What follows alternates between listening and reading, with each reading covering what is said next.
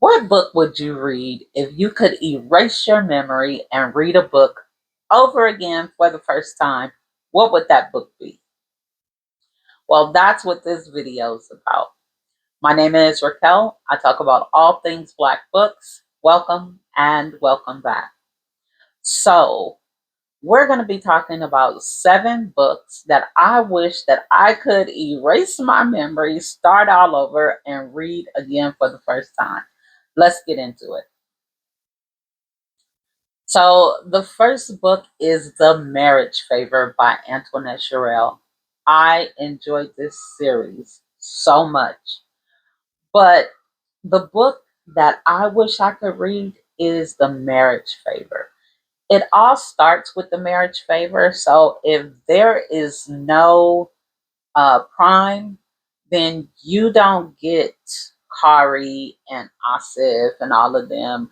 Like, he is the dad. He's not the dad because they have their own dad, but when a man comes in, takes care of this woman who is a divorcee with 6 um, mostly teenage boys, that is a job. And he comes in, he does the job.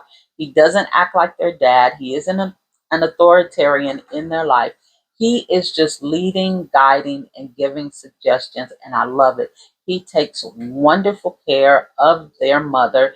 He is a great example. Now, granted, this is urban fiction, so there's a couple of things I would probably do differently. But other than that, he's a businessman. He knows that these kids are individuals, so he isn't like grouping them all together and trying to get them to all go one way. He's gotten to know these kids and or these young men, and he is giving advice pertinent to each one of them, even as adults. So if you read the series, you get to see them grow up and become adults. And they respect him. They look for his advice. They do not want to disappoint him. Like, I love the whole idea of this, that we get the entire family and then they go on to have a daughter. The way the brothers protect their daughter, their sister, is ridiculous, but I love it. This was a great story for me. The best out of all of them was The Marriage Favor. And then book number 2 is Fever by Kimberly Brown. This book is so deep. There is mental illness, there's grief, the Black woman mortality rate during pregnancy. Like, there is so much happening in this book. It is super deep. This is not a surface level book.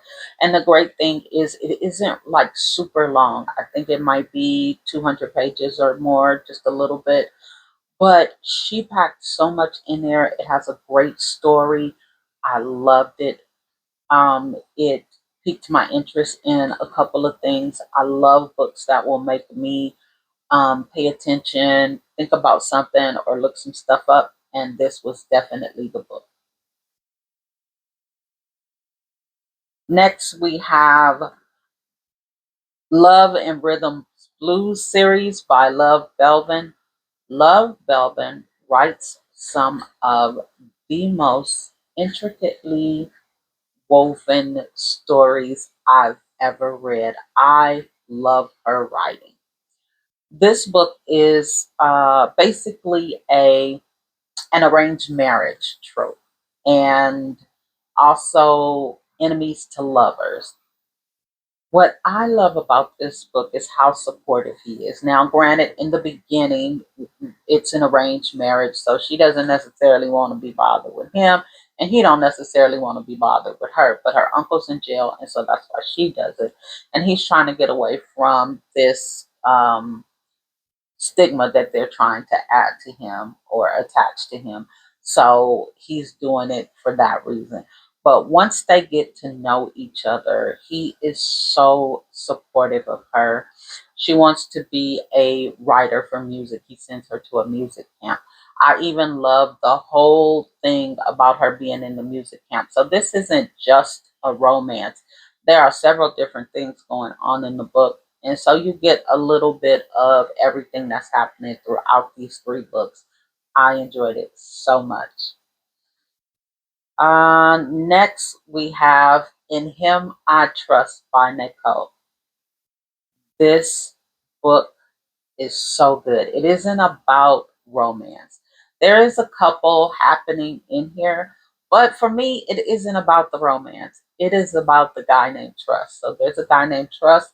He's young when it first starts out, like a I don't know, maybe young adult, late teenager, and he's a knucklehead. He's getting into a bunch of trouble, and he winds up becoming a boxer, becomes heavyweight champion of I don't know the world, the United States. I don't know, not into sports, especially not boxing, but he becomes a heavyweight champion. With that, of course, we know comes drugs, alcohol, women, um, like lots of friends and hanger-oners and all that kind of stuff. And initially, he's into that. He's getting into a lot of trouble. He can't keep his mouth closed. And somebody winds up betraying him who is very close to him. And it makes him take a step back. Like, what do I really want? What am I doing? How do I get to what I want? And then he takes that turn. Oh my God, I cannot say that this book is urban fiction. I cannot say that it's Christian fiction, although it does have a lot of Christian undertones to it. But you can't say it's one or the other. This is a mesh of both done very well. You get to watch him go from being a boy to um, a boy in a man's body to being an actual man. I love this. If I could read it again, I would. It's a very long book. There is so much going on. Um, it's just really good, and I enjoyed it. Let's see. The next one is My Choice Is You by Mal Dahl. This was my introduction to Mal Dahl, and I also think it was my introduction to a neurodivergent character. So there is a neurodivergent character who has lost her mom, and she is being raised by her overprotective father, who is a retired MLB player. She is now getting ready to go to college and she wants to move out. He doesn't think that that's really a good idea, so he builds her a house, tells her to find a roommate. Some people come, they do the interview, and they find this one girl who uh, has a brother who kind of mirrors her father's sentiment. He's been looking out for his sister. He wants to make sure she's okay, and so they kind of have that in common. And she winds up being very good friends with the girl and spending time with the brother. He does not treat her as though she is a person with um, a disability. He treats her as a regular person.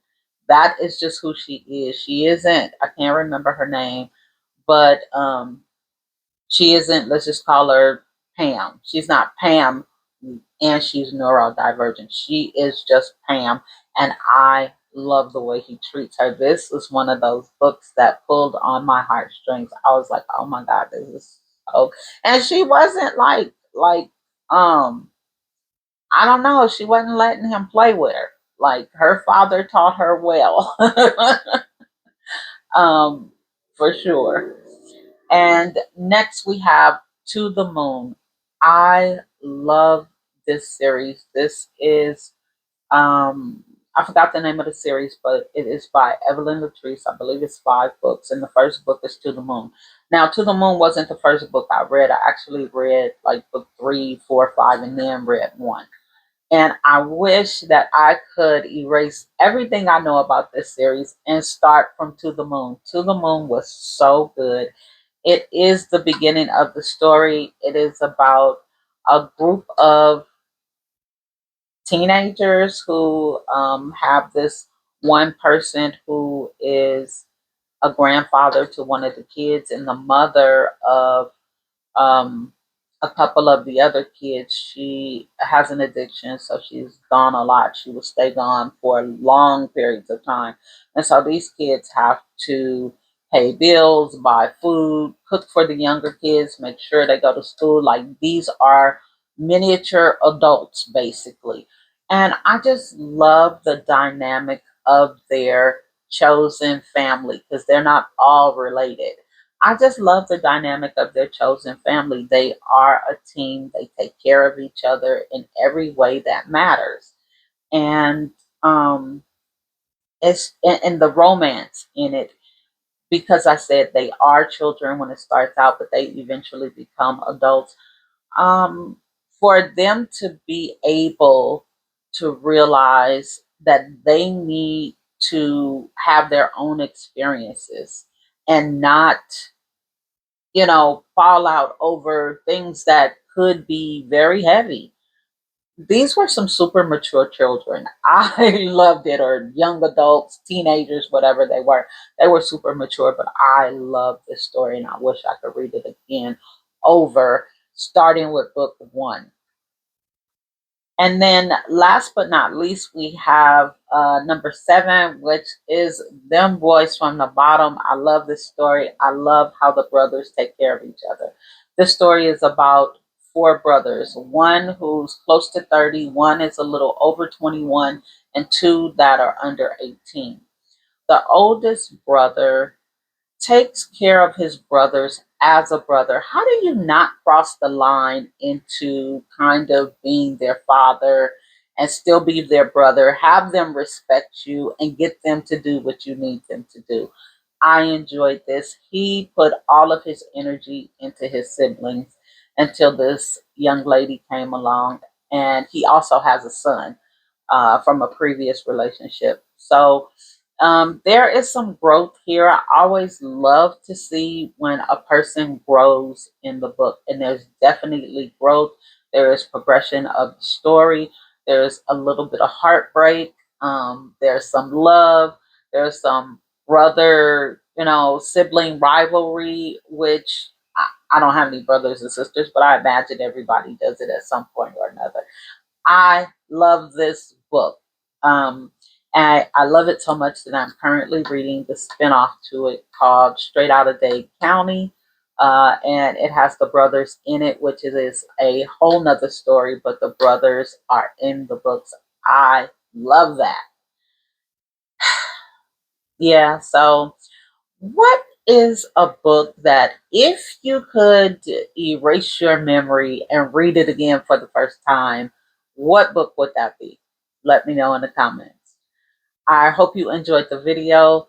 Don't forget to leave a thumbs up and do all of the YouTube things like, comment, share, and subscribe. Until next time, see you soon.